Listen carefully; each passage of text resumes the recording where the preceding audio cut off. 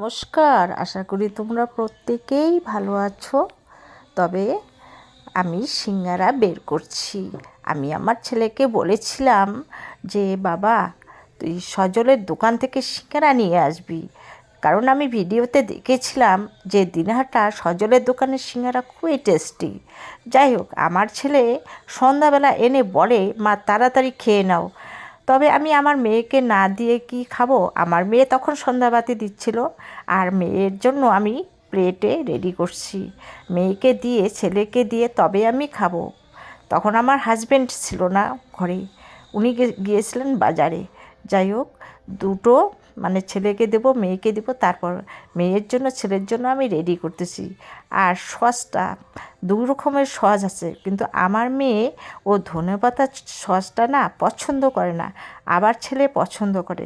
তার পরের দিন আমার কাকা মানে আমি ওখান থেকে কিছু বাজার নেব। বাজার বলতে কি, উনি বাজার করে, কিন্তু বাড়ির সামনে তো উনি, যাই হোক, উনি বটবটি উঠাচ্ছে, বেগুন উঠাচ্ছে। আমি বটবটিটা মাপছি, কিন্তু এতটা আমার কিন্তু লাগবে না, আমি এক জায়গায় পাঠিয়ে দেব।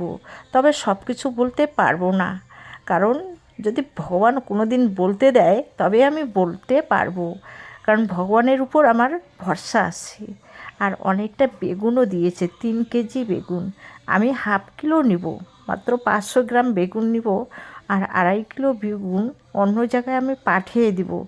যাই হোক বন্ধুরা, তোমরা না আমার ভিডিওটা দেখবে, যে সত্যিকারে আমি এই যে সবজি, এটা আমাদের ঘরের না, এতটা সবজি আমাদের লাগবে না, কারণ আমার ছেলে তো বাজার করে নিয়ে আসে, একদম একবারেই নিয়ে আসে, কারণ এইটুকু বাজার দিয়ে আমার হয় না।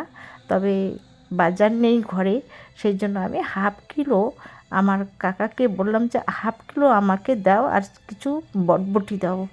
যাই হোক, আমার ওখানে আলাদা করে রেখে দিল, আর আমি আলাদা করে যেটা বেশি আছে পরিমাণে, সেই জিনিসটা আমি এক জায়গায় পাঠিয়ে দেবো।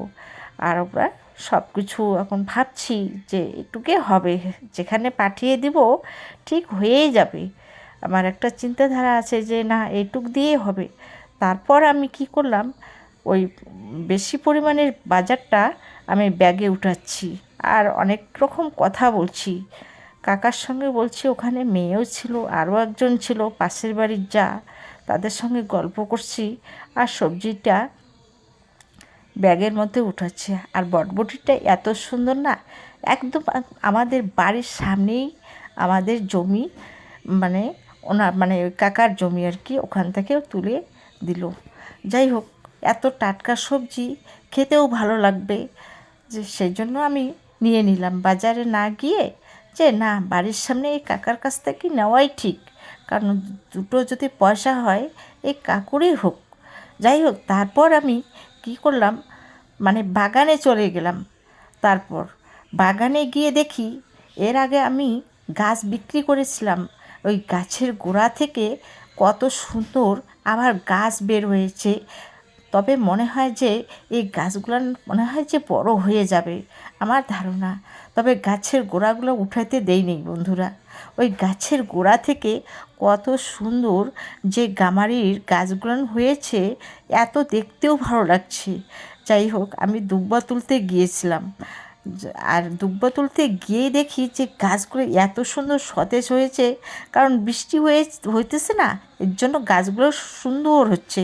তো যাই হোক, অনেক জায়গায় জায়গায় গাছগুলো দেখছি, যে না, বাগানটাও একটু ঘুরে দেখছি, যে জায়গায় জায়গায় গাছগুলো এত ভালো হয়েছে।